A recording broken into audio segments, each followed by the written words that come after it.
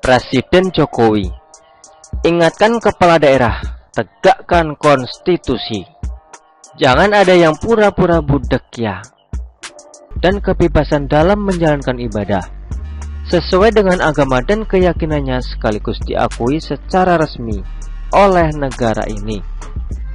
Presiden Jokowi pun menyebut, sekaligus agak menyindir peran forum kerukunan umat beragama yang dalam beberapa kali kesempatan juga terkesan tak paham konstitusi. Kebebasan beribadah dan kebebasan beragama. Hati-hati. Ini yang beragama Kristen, Katolik, Hindu,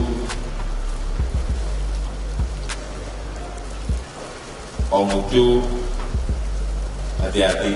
Ini memiliki hak yang sama dalam beribadah, memiliki hak yang sama dalam kebebasan beragama dan beribadah. Hati-hati, beragama dan beribadah itu dijamin oleh konstitusi kita, dijamin oleh Undang-Undang Dasar 1945. Dan sampai yang namanya konstitusi itu kalah oleh kesepakatan. Tempat ibadah, hati-hati loh.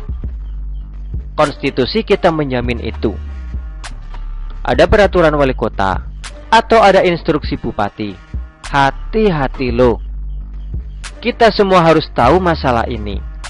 Konstitusi kita itu memberikan kebebasan beragama dan beribadah, meskipun hanya 1, 2, atau 3 kota atau kabupaten.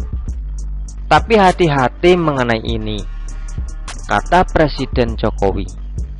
Perkara kebebasan menjalankan ibadah dan jaminan hadirnya negara dalam melindungi umat beragama yang ingin mendirikan rumah ibadah sesuai dengan aturan yang berlaku menjadi salah satu PR besar yang rasanya belum mampu dituntaskan oleh Presiden Jokowi. Hingga tahun ke-8 beliau memimpin negara ini. Saya rasa bukan karena Presiden Jokowi takut gamang atau terhindar dari urusan yang satu ini, melainkan beliau seperti berjuang seorang diri dalam mengatasi masalah yang jika salah penanganan bisa membuat negeri ini membara karena konflik atas nama agama. Mirisnya lagi, para kepala daerah yang seharusnya bekerja sama dengan aparat keamanan, baik kepolisian maupun TNI, nyatanya malah banyak yang masih belum sejalan dari sepakat dengan keinginan Jokowi untuk menegakkan konstitusi dalam hal kebebasan menjalankan ibadah sesuai agama dan keyakinan di negara kita ini.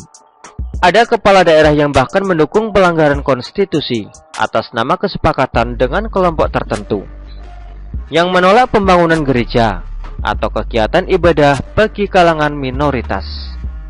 Sementara dalam hidup bermasyarakat, ada kelompok bahkan segelintir orang-orang picik yang terkadang terkesan lemah iman, yang sangat terganggu, khawatir atau takut yang berlebihan ketika ada umat Kristiani. Sama terjadi pada Natal tahun 2022 kemarin. Ada warga mengatakan ibadah sederhana, peringatan Natal di rumahnya, lalu mengundang kerabat yang juga seagama ditatangi dan dibubarkan secara paksa oleh segelintir orang yang berpikiran picik, sempit dan lemah iman tadi.